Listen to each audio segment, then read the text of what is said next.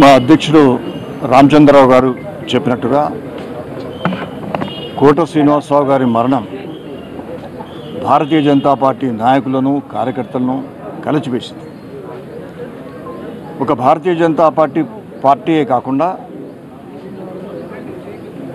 తెలుగు కలామ తల్లి బిడ్డ మరణం కేవలం తెలుగు ప్రజలకే కాకుండా యావత్ భారతదేశంలో కూడా కోట శ్రీనివాసరావు గారికి సంతాపం తెలుపుతున్నటువంటి సందర్భాలను మనం చూస్తున్నాం.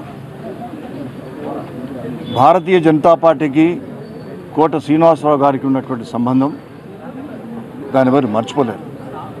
99లో వారు భారతీయ జనతా పార్టీలో ప్రవేశించడం, నేను అప్పుడు అధ్యక్షునిగా ఉన్నప్పుడు ఎట్టి పరిస్థితుల్లోనైనా విజయవాడ నుంచి శ్రీనివాసరావు గారు గెలవాలి అనేటువంటి ప్రయత్నం మేము చేసినప్పుడు కేవలం వారు మాత్రమే గెలవడం కాదు, భారతీయ జనతా పార్టీ చరిత్రలో రాష్ట్ర శాసనసభలో అత్యధిక సీట్లను సాధించుకోవడానికి ఒక సుగమమైన మార్గాన్ని కల్పించినటువంటి వ్యక్తి మన కోట శ్రీనివాసరావు గారు.